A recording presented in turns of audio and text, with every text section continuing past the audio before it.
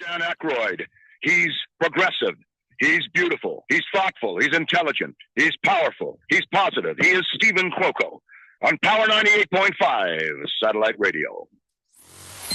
Empowering listeners from the US to the UK. Live on air with Stephen Cuoco. You should be into this music, Matt. I do. It's very reminiscent of Mike Jones from Penn Teller. Very reminiscent. Very reminiscent. And we have to have the Las Vegas feel, right? Yeah, absolutely.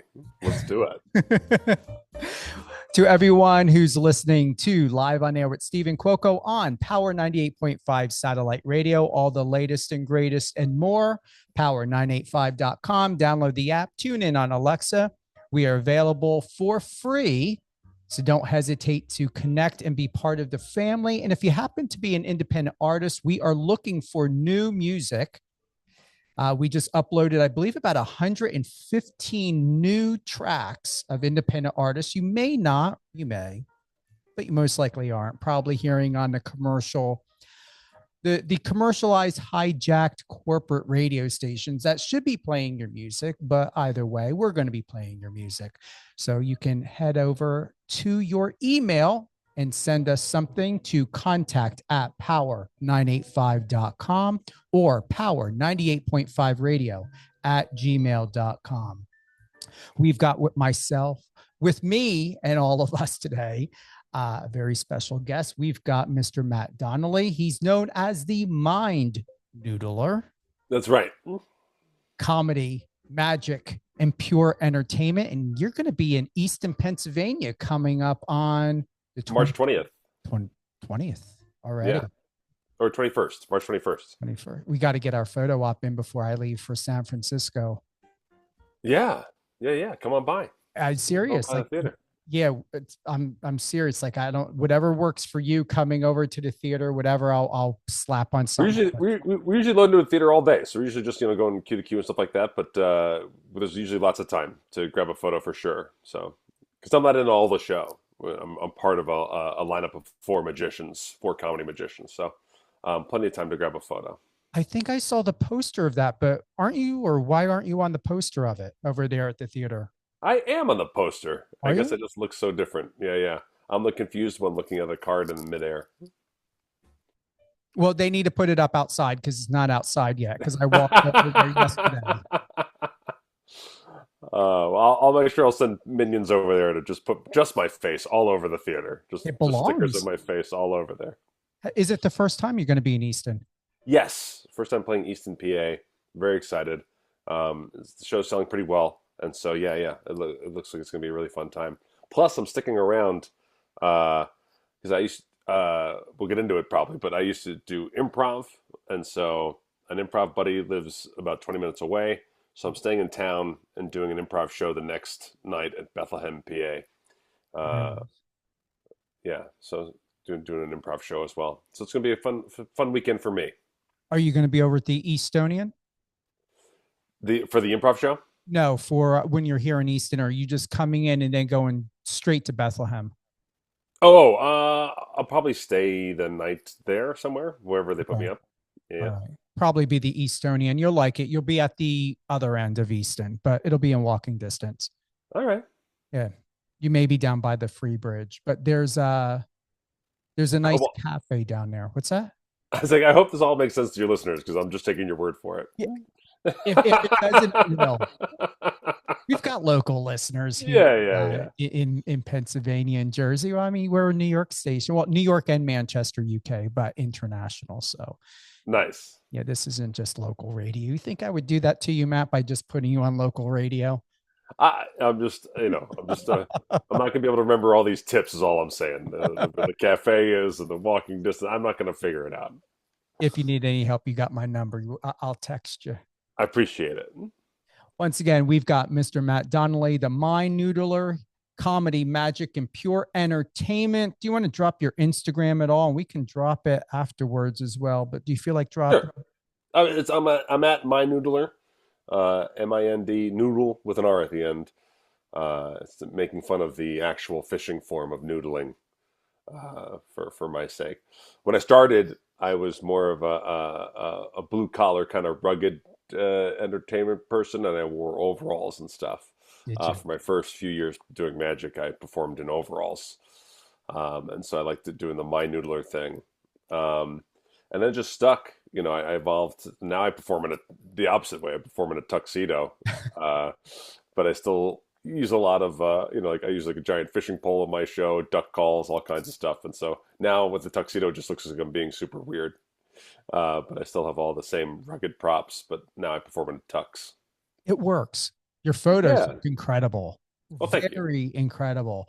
Uh, I actually did like a scientific thing because I originally wore the tux just for high end close up gigs that I get from time to time. Where I have to perform for rich people.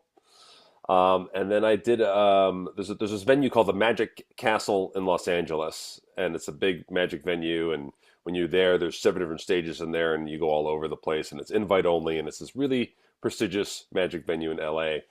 And I was playing a week of shows there, where you do 3 shows a night, Monday through Sunday.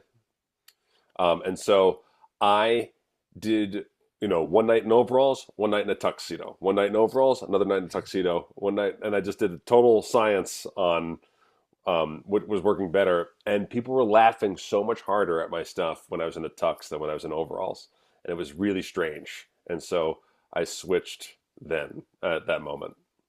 it looks perfect because I've got the photos here. You guys Yeah, see them when we post them on social media, or even when you go to Matt's social media. I like the one where you're flipping the cards up. yeah. That's a The fun one. cards. I like Yeah, that yeah. one. You're extremely photogenic. I see the one in the overalls. It looks good. Yeah, You I know, mean, I'm a fun entertainer regardless of the outfit. Either way, I want to communicate that I'm comedy first, fun first, and the magic is awesome. I have good tricks and stuff like that. But I think magic is one of the few art forms where uh, an audience can be turned off because you think that they're trying to outsmart you, right? So like very rarely does like a guitarist do like a guitar solo and you're like, oh, he thinks he's better than me. I don't like his music anymore, But with magicians, if you can get off on the wrong foot and you try to be too fancy or whatever, people go like, you're not a magical person. I don't, and then they take magic as a challenge. And that's absolutely not what I do in any of my shows. I am there to create fun and give people a break and laugh and have a good time. So that's what I'm trying to communicate in all of my PR there, my photos and stuff. do you bring the Vegas vibe with you, Matt, or does it just happen to come out? Because normally most people don't realize this, but as a former local for 8 years in Vegas, Sure. there is a vibe, and it is extremely different from LA, Easton, Pennsylvania, New York. So how would you say that your energy is like when it shows up when you perform? I think I'm a combination of Las Vegas and where I'm from, which is New Jersey. Uh, so like I always laugh because whenever I perform on the East Coast, like when I'm performing or in the Northeast, so when I'm up in Easton or I'm playing Newark the night before, like I don't have to apologize for being sarcastic. Like that just comes across as a normal person when I'm in the Northeast. When I play other places in the country, I have to be a little more apologetic or explain where I'm from or do that kind of thing because sarcasm reads as a stronger trait in other places in the country. But for Vegas, I think so. I think I'm influenced well, basically influenced by my mentors, right? So Penn and Teller, that's how I started in magic. I was a comedy writer for them. I wasn't a magician yet. I just was writing jokes for them, for their TV show, for their live show. And I also became really good friends with Piff the Magic Dragon, who took me on the road with him early in my career as an opener for him in comedy clubs. And so, we got Matt King as well as a good friend of mine out here. And these guys are comedy magicians. And Vegas has to be big and fun. And so I think, yes, I'm influenced by my mentors. And therefore, yes, I think I bring a Vegas style, a lot of visuals, a lot of distinct visuals to the tricks that I'm doing. Not a lot of cards, that kind of stuff. And I think, yes, I'm very influenced by that for sure. So you don't carry the Vegas cliche that most people think of Vegas and magic and performing because it's different. It's changed. Yeah, I think so. I mean, I think people's perception of Vegas has changed a lot. I actually think like Las Vegas is struggling with that now. I think there's lots of news about how Vegas tourism is down, and I think there's a lot of reasons for that. I think we rely on foreign tourism out here, and so foreigners aren't coming out here. The economy's changed for a certain percentage of the population, and then also Las Vegas has become kind of a normal city. Like as uh, other states, especially from between the financial crash of 2008 and the pandemic, most states have loosened up their gambling laws to allow gambling to create revenue for their states, and so a lot of places have changed gambling. So Vegas isn't the only game in town when it comes to gambling, and in turn, Vegas has turned around and gotten a hockey team, a football team, and a baseball team, and so with that, we become less distinct as this crazy town and more like very similar to a lot of other American cities. And so I think Vegas has also in some ways lost its edge a little bit as like a cool rebellious getaway, right? Which I mean, Vegas is always evolving, always changing, and so this too will pass. But it's interesting right now. I don't think Vegas is this crazy thing, this crazy place in people's minds anymore. Now, and I believe F1 changed that a lot. Do you feel? F1, the Sphere, and Raider Stadium are the big game changers. Yeah, basically F1 became a trial run from what Vegas is now. So what happens is like F1 was like, what happens if the whole town dedicates itself to one event? Does that help? The answer, no. And then now the Sphere drives the majority of the traffic to people visiting, or Raiders games, or Golden Knights playoffs, that kind of stuff drive that, and so the whole town has to be dedicated to, like the Korean pop band BTS. When they came to town, they sold out 4 nights at the Raiders Stadium, right? So if your business wasn't attracted to people who liked that band, you weren't making any money that weekend, So like it's just Vegas has become like almost like a one event town all the time, and F1 was just kind of like the trial run of what the town has become. And I said again, like at the moment, this is what it's like right now.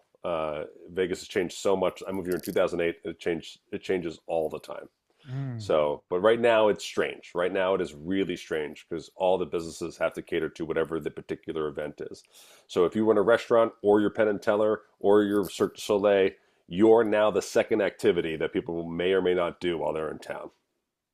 And that's just a weird place to be versus we used to just come here on a plane and figure out what you're going to do when you got here. See a couple of shows, go to a few nice restaurants, maybe hit a club, that kind of stuff.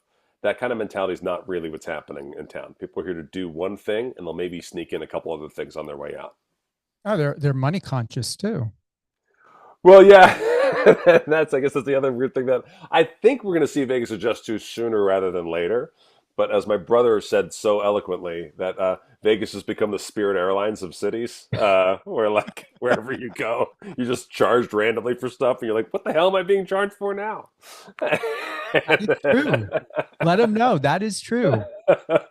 And so I think Vegas has to adjust to that accordingly. And we're seeing already a couple of swings from Caesars and MGM where they're doing, 3-for-1 show packages and that kind of stuff. And so you're seeing a little bit of finally some real hospitality thinking coming back to the town instead of nickel and diming people. So I think that's going to change real soon in a way that people will know. What are you guys going to do with now Max Crosby getting traded? What happened with Tough. that? It's tough. We had all these great players last year, and we really didn't win that many games at all. It was really tough to watch. Now, it's tough for me because I was very happy to adopt the Raiders as a secondary team as a Giants fan. We've been terrible for, like, ever since we won the Super Bowl in 2011. We've been terrible after that. We won one playoff game.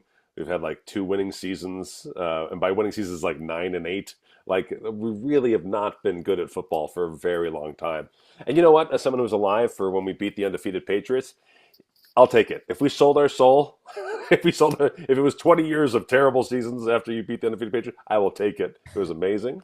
But I adopted the Raiders as my hometown team. I got 2 kids. I was going to help maybe take them to a game. And then they turned around and they stunk too. It was a tough year to watch football for me. You may have to switch to the Eagles. That would be very difficult. It would be very difficult to do. If you can come from an Easton, PA, you can go and Bethlehem. You can maybe consider the Oh, Eagles. that's true. I forgot. Yeah, I wanted people to come out to the Easton show. Yes, fly Eagles fly. I am an entertainer and a shill first, and a sports fan second. I'll tell you that much right now. And you have an open mind as all magicians usually do. If that's what's preventing you from seeing the magic show, fly Eagles fly. Let's Fly, go. Eagles fly. But Jalen Hurts gets a bad rap. Not on your dime. Not on your dime. The Las Vegas Review Journal recently named you, Mr. Matt Donnelly, Yeah. Las Vegas best up-and-coming comedy magician, and audiences across North America are quickly finding out why. Performing under the banner, the Mind Noodler, Matt delivers a smart, hilarious brand of magic built around storytelling, surprise, and genuine connection. I've got to ask, in all fairness, Sure. with all due respect, because obviously Uh-oh. it was written a while back, but I wouldn't consider you up and coming anymore. I consider you seasoned, polished, and already set and ready. You know what's funny? I was just laughing because I was like, gosh, that's been in my intro for a long time. And I was like, I guess I can't hang on to that forever. But I need an accolade to replace it, I guess. I need to find a nice media accolade to replace it. They can do an update. They usually do. They're supportive on locals. Here's what I like about saying up and coming comedy magician. When I say up and coming, it means you won't know who I am when I walk out. And I'm okay with that. And then comedy, I want to make sure that they know that I'm a comedy first person. Again, like I was talking to some other comedy magician friends, and I talk about how, like, we have the term like alt rock, alternative rock, but we don't have the term alt magic. But my comedy magician friends and I, especially in the Jokers of Magic, we're doing like alt magic. Like, in other words, like, if you have an idea of magic, you're going to love how much we're not that idea, how we're doing something different than that. So you're still going to see impossible things, but none of it's meant to make you gasp or cry. Like, you're going to laugh first and laugh last and see impossible stuff in the middle, and it will amuse you. It will surprise you, and you will be, astounded by some of these magic tricks. You're going to be in the car talking about your favorite jokes on the way home more than how do they do blank on the way home. And so it's always interesting but I don't think I can lead the charge on alt magic. I don't think I'm big enough to lead that way. But Jokers of Magic is basically the first big swing at doing this, right? Like, we are comedy first and magic second, but our magic is still good. It's just our comedy is what it's about, which is also an uphill battle because a lot of people think of comedy magicians as cheesy, right? As like, funny guys doing puns and weird, handkerchief underwear visuals and that kind of stuff. And, my pitch when we were doing the Jokers of Magic is I wanted to say, not magician funny, actually funny. But they didn't want to go with that one. But that was my pitch for the slogan for the show. I like that. I don't know. I'm not the producer. I'm just in the cast. I'm not the producer. What are they going to do now with David Copperfield retiring? That's crazy. It's big news. Yeah, they just announced last week. David Copperfield's just doing. It's funny. He's like a month and a half, and he's doing like 120 shows. That guy does more shows than anyone on Earth. It's a strange time. And I think that's what I was talking about. Like, this town changes, and all of a sudden, it's going to be really weird. I mean, since I lived here, it's been, Penn and Teller and Copperfield in the magic world. And I moved here after, I moved here post Siegfried and Roy, right? And then Cirque du Soleil, 7 Cirque du Soleil shows here in town. I think we're down to 5 Cirque du Soleil shows, and Copperfield's closing. And I'm be very curious what the Vegas entertainment scene is going to look like in 5 years, because I think it's just a weird time, and things are going to change. Copperfield obviously does so many shows, so if he decides to stop, it's not a mystery, as to why. But all the residency does is keep him off of his private island. So we'll see how it goes. He says he's up to something next. I don't know what that would be, but it is different. And again, it's strange for Penn and Teller because Penn and Teller, again, in that they've been together for 50 years. You want to talk about how long you're going to keep up and coming in Magic? It's like Penn and Teller have been the bad boys of Magic. They've basically been the bad boys or alternative to Copperfield, right? Like, so if you think Copperfield's like flashy with his hovering motorcycles and people disappearing and reappearing, Penn and Teller were this intellectual, funny opposite of that, right? And so with David retiring, it's like who are Penn and Teller bouncing off of for Rebellion? How are they still bad boys when they're the ones only ones left at the top here? So I don't know. It's a strange time. And does Chris Angel fit into that category at all? Anywhere near you guys? It's tough because he's a terrible person and his show is terrible. So like I don't know how to actually rank him. He just has fame and he's an undeniable amount of fame. And so people will never stop buying tickets to him. I mean, he has his accolades that he brags about on his billboards that he paid for. It's just hard. He's just a really good marketer. And so he'll be around. Yeah, I don't know where to put him in any kind of actual ranking of merit. And Carrot Top is still there. Carrot Top is still there. And you know what? He works super hard. When I moved out here from New York, right? And so everybody wants to be a comedy snob about Carrot Top, right? And I was one of them. And it was actually Penn's wife, Emily, who said, no, you have to see Carrot Top. And I said, I don't think I do. And she said, no, I'm taking you to Carrot Top.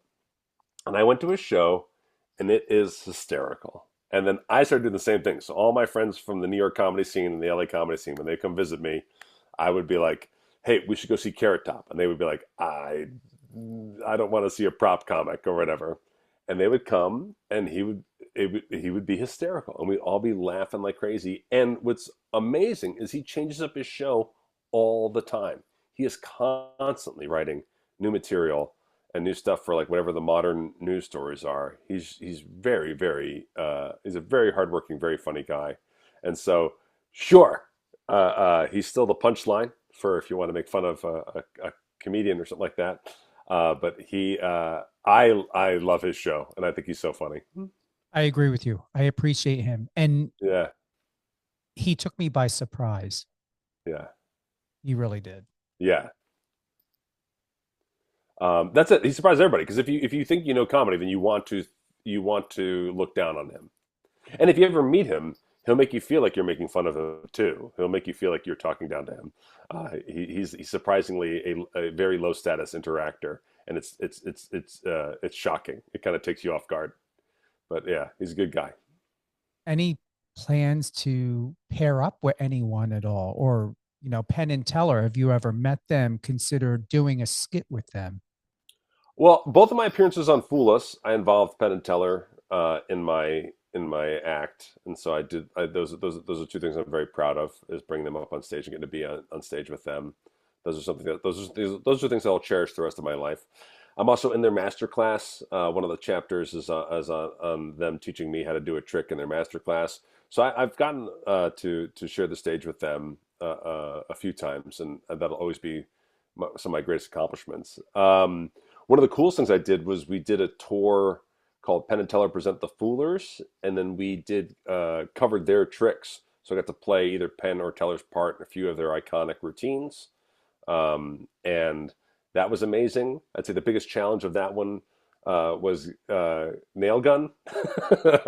It's one thing to get permission to do nail gun. It's another thing to actually figure out how to perform holding a nail gun, memorizing a pattern, and holding a nail gun to your neck and your groin. So that was probably the coolest accomplishment of my life, is covering Penn's nail gun routine.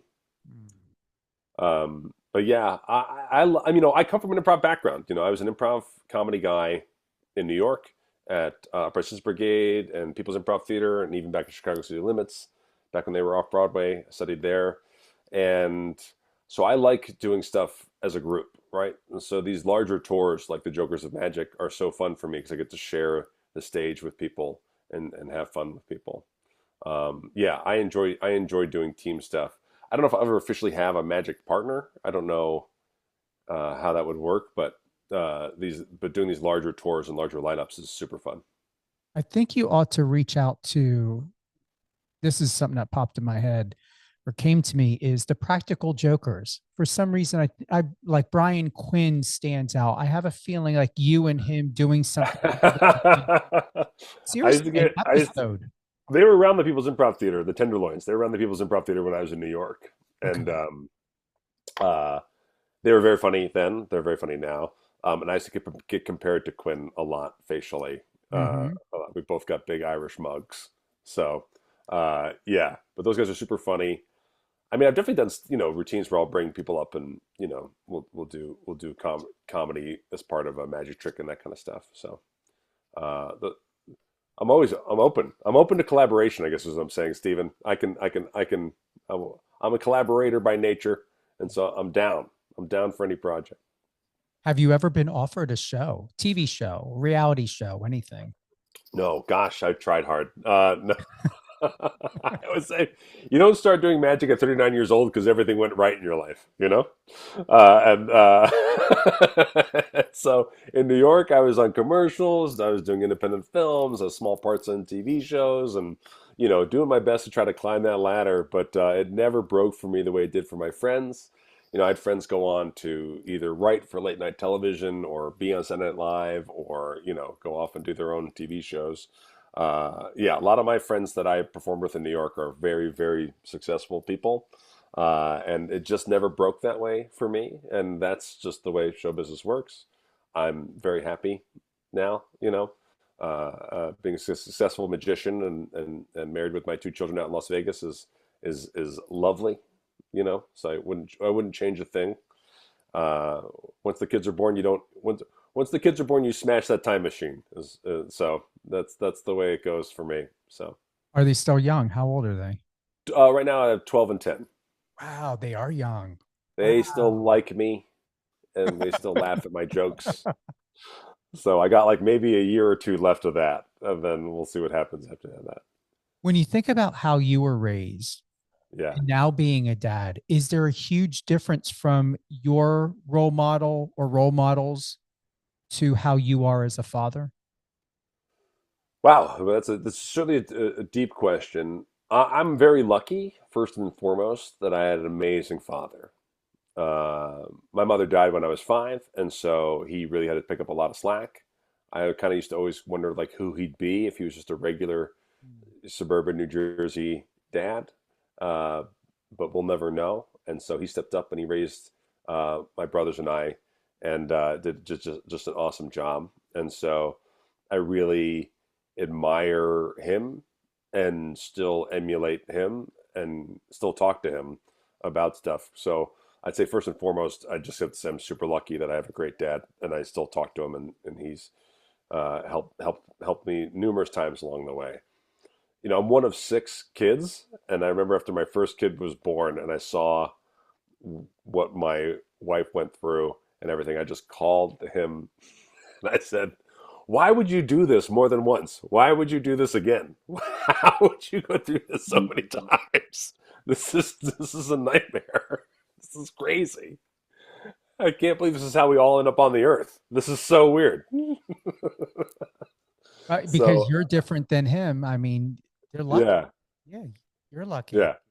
Oh yeah, yeah, yeah, yeah, yeah. No, like I said, I had a crazy time in my 20s trying to do everything right, trying to be on TV, trying to be in movies, trying to write stuff, pitch stuff, putting on all kinds of shows, and nothing broke. And so looking back at that time, it is, I would say I felt less lucky, but it made me who I am now, and it made me really invincible as a performer. I perform in all kinds of situations for all kinds of audiences, and they're not ready for someone to be as improvisational and crowd work prepared as I am when they see a magician. And so it's become like a huge superpower for me, my ability to mess around and just really have a conversation with people on stage. Uh, so it's all paid off, right? It's all now worth it. So I wish I could just pat my 20-year-old self on the back and say, "Take a deep breath, buddy." You should, seriously, especially when you're enjoying your coffee. I feel from you. You know, I was adopted, and I can always tell who is a very good parent. And from our first conversation, it was impactful. We weren't on the phone for hours. We had a quick conversation. But, you know, when you grow up that way and you're in foster care and you finally get a family that loves you and sees the bigger picture, I can tell that you're a visual person, that you're intuitive, and you're more than just happiness and magic and prestige. There is a teacher inside of you. There's a role model inside of you, and your children are an extraordinary lucky to be able to have you, to be able to have a parent such as you in their life. And I promise you this: any television, film, any opportunity that comes my way, and I know that you're someone that needs to be inserted into that, you're going to get a phone call from me. So you get a phone call from me. It's not going to be like, oh, hey, it's going to be for something important, because I don't call people unless it's important. Well, one thing I learned from Penn and Teller, it's a yes. Those guys say yes to everything, so I'll say yes to everything. Don't give up. I'm serious, Matt. Oh, I'm not. I'm. You know, one of the reasons why I moved over to Magic was because I was a Family Guy, right? I love comedy, and I did a lot of improv and some stand up, and I enjoy stand up. It's just the lifestyle of stand up and how to be successful at stand up is such a crazy, crazy grind. The art of it is hard. The lifestyle of it is hard. The making money of it is hard. And I couldn't take those kinds of risks with two children. I just couldn't do it. And Magic is very different from a profession standpoint, right? Like, you can do strolling magic at restaurants where you table hop at a nice restaurant. People consider magic to be a fancy thing. So I can't table hop joke telling at a fancy restaurant. I can't go table to table and ask them about if they've been on an airplane. You know, I can do shows at libraries for kids, right? And there are friends of mine who that's what they do for a living, is they do 200 libraries a year. You can't do that as a comedian, you know. Corporate gigs, private gigs, you know, like I thought forever it'd be really fun to entertain people with my improv show at corporates and cruise ships and stuff like that. And yes, I could book a few, but not a lot. And that's where Magic is. Magic allows you to make some money all the time. And I think that's what makes it different than comedy. Comedy, all the money is at the top. And that's not the case with Magic. So it's been a fascinating pursuit, and a successful one for me and my family, which is nice. This is strange. It came to my mind. Can you sing? So, like, I this is always the funny thing. Like, I look like I call myself a tubby lumberjack, right? I look like a rugged guy. I remember, but I went to a performing arts high school. I went to an MFA program for acting. And so, absolutely, I tried my hand at musical theater. And before I became a magician, I was in 50 Shades, the musical parody at Bally's, where I played Christian Grey. And so I was the lead of a musical. Seriously, that's not even in my notes. I don't put it out there. It's a weird curveball, and I find it distracting in the bio, so I don't usually put it in my bio. Yeah, hello. How long was the run? How long did it go for? We did almost 2 years, 800 shows, about 2 years at Bally's. Yeah. That's awesome. It was awesome. I mean, for me, it was a big break. I am very lucky, you know, again, in New York, tough. My wife got hired by Jersey Boys, so we moved out here to Las Vegas. At the time, I got in, and then I auditioned and got into Wayne Brady's show. And I got to perform improv with Wayne Brady, where you had to sing a lot in that show as well. And I got to perform in that show at the Venetian, and then he got that game show when he closed up shop. And so 50 Shades was kind of my next break. There was a little bit of time there, and 50 Shades, the parody, was written by this Chicago improv team, Baby Wants Candy. It was really funny. I auditioned for a lot of stuff out here in Vegas that claims to be comedy that I don't find to be funny at all. And I remember when I got the script and the audition, I was like, oh no, I really want this. This is actually funny. This is really funny. This is very funny. And I need to get this role. And you I got it. need to book this. Yeah, yeah, yeah. But I took heaven and earth. I had friends work with me on dancing. I had a singing coach. I had, yeah, I really committed everything to doing it. Yeah, yeah. Did you ever think of, and this is my whole point of why I'm asking, have you ever considered, Matt, to tie in music, performing, and magic and comedy all together? I have a little bit. I almost thought about just adding some improv section to my show to give the audience a break from magic, right? Because magic makes you anticipate. Magic is about like bringing people along and filling the room with tension at particular points and stuff. And so, in my original first show, where I was actually a character called Hillbill the Psychic Hillbilly, where I first put in overalls, that one was all mentalism, which means it's all predictions. And so I had dance breaks with Billy dancers in the show. And Teller saw the show and he said, "Ah, every mentalist should have dancers in their show. It's just a great break from anticipating all the time, right?" And so I've thought about that. In terms of actually singing while doing magic, I don't know. Nothing about that feels great in my heart. uh, Tricks are already long enough, right? So like adding songs will just really, really bring things out. I have a friend, Nathan, fan, who's really good at celebrity impersonations, and he turned that into a prediction thing where he had a list of celebrities and he would have them select one. And so he goes through all the celebrities trying to figure out which one the person selected. Mhm. And that's a really brilliant routine. And I thought that was a really good use of that.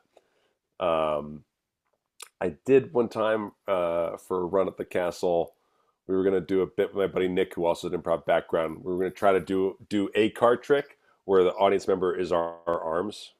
We're going to try to get through a whole routine, but that ended up being really hard to do. So, Well, uh, bring the dancers, seriously. yeah, yeah, yeah. Oh no, I mean, if I could do a bigger, showier show, I would do that, and I would do that in a heartbeat. Yeah. No, my wife can sing, and yeah, no, I love live music. Um, if I had a bigger show, the first thing I would add is probably a keyboard player or piano player to my show. I love live music. Whenever I play the Chicago Magic Lounge out in Chicago, they have keyboard live piano through the evening, and I always say, "I'm in Chicago, so you must play improv shows." Yeah, and they say, "Yeah," and I go, "Good, play whatever you want for my show. Just have at it," and I love it. Yeah, yeah. If if they ever need to cast for Beauty and Beast, I would like to have you play Gaston.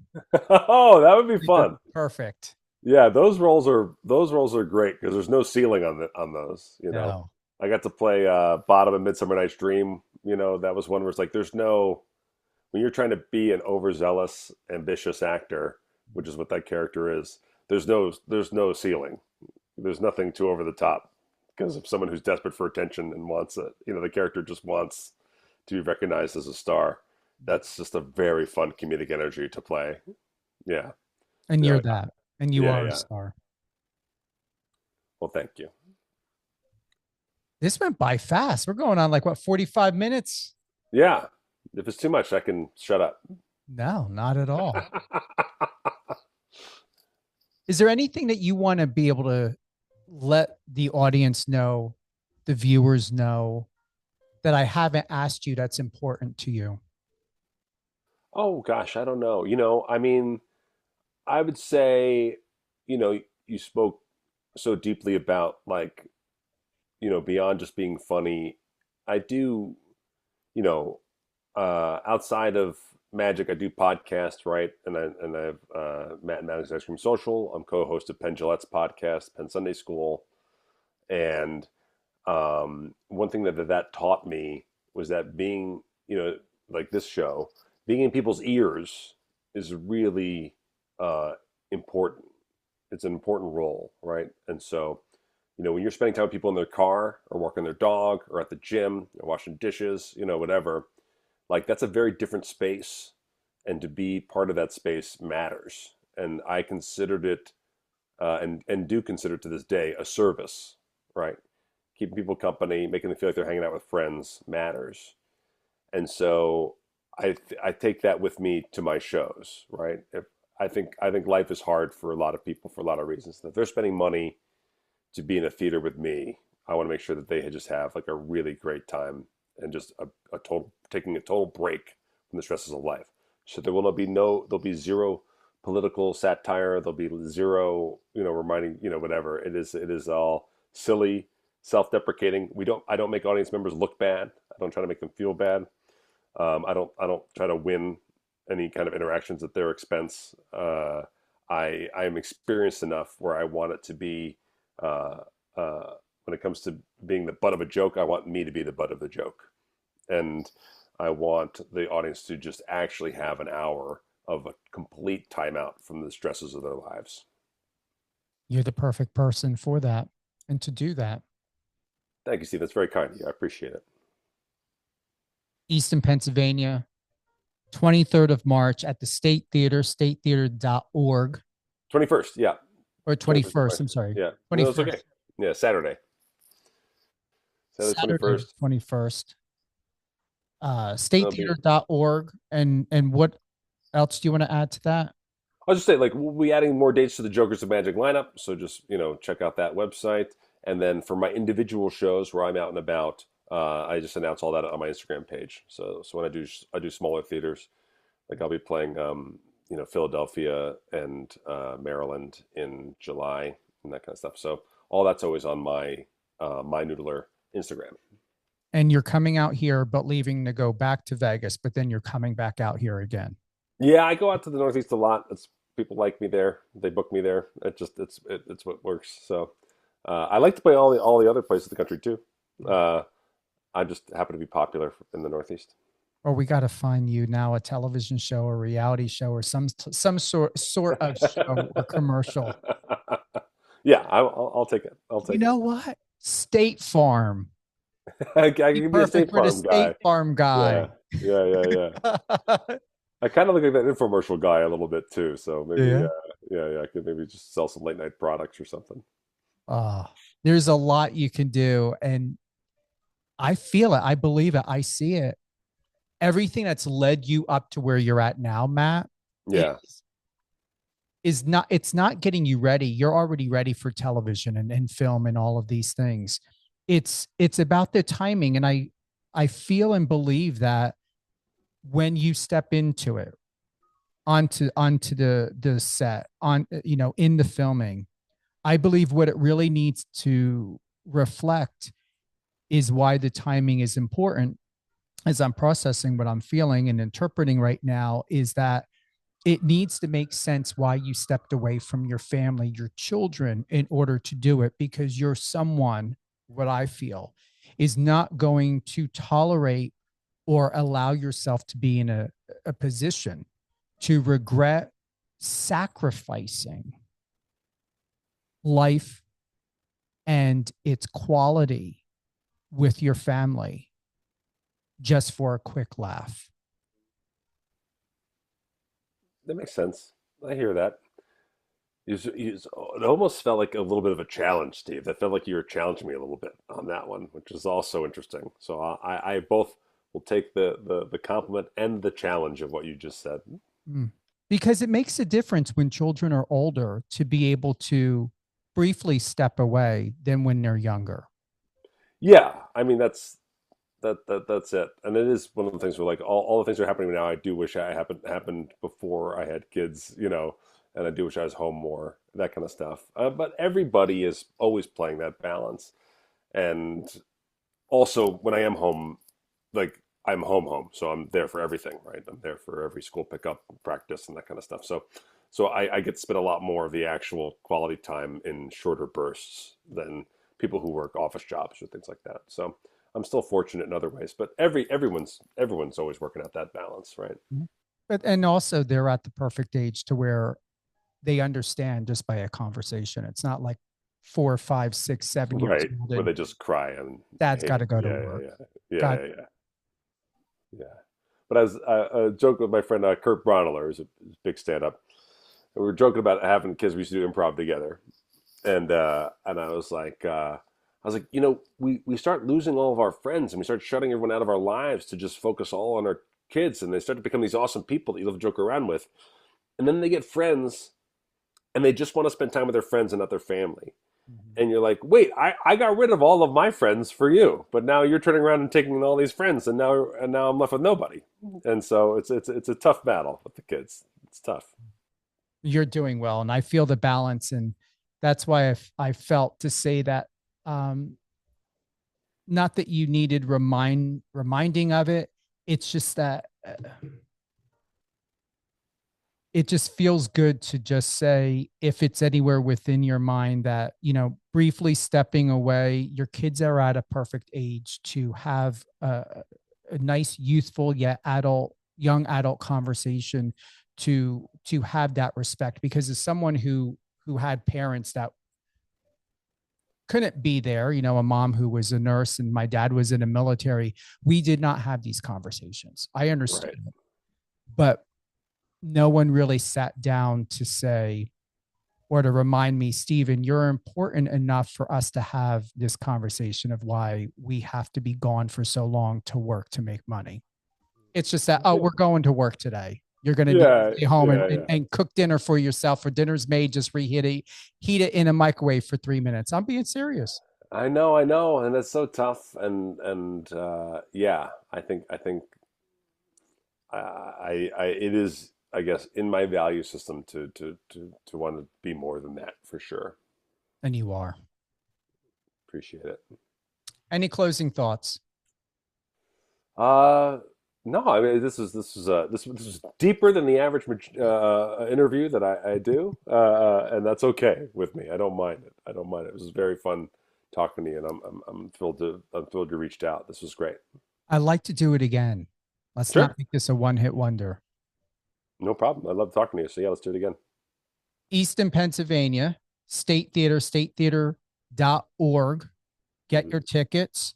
Matt Donnelly will be here on March 21st. Then he's going to be making his way to Bethlehem. Head on over to his Instagram at Mind Noodler, MindNoodler. We cover everything. As far as I know, yes. Except your blood type, your height, your size. Matt, thank you. Thank you, Stephen. Thank you to everyone who's tuned in to Live on Air with Stephen Cuoco. All the latest and greatest on Power 98.5 satellite radio, power985.com. This episode is also going to air on Biz Talk Radio. That's biztalkradio.com. Download the app, tune in on Alexa. Remember, we always want you to be here first on and here at Power 98.5. If you happen to miss the live interview, you can always go to any of your favorite podcast platforms and just type in the search Live on Air with Stephen Cuoco. And don't forget, Easton Theater, Saturday, March 21st, Mr. Matt Donnelly. I'm heading over. I'm getting my photo op with you. I don't care what they say. I'm walking in. I don't know. Stage. We'll use the curtain. We'll do everything. And do you know I haven't been in the State Theater in probably over 25 years? Oh, well, there you go. We'll see what's changed. We'll see what's changed. All right. Thank you to everyone. Take care. Live well. Enjoy well. It's 70 plus degrees outside. It's warm in Vegas. It's warm here in New Jersey, Easton area. Go out and have fun.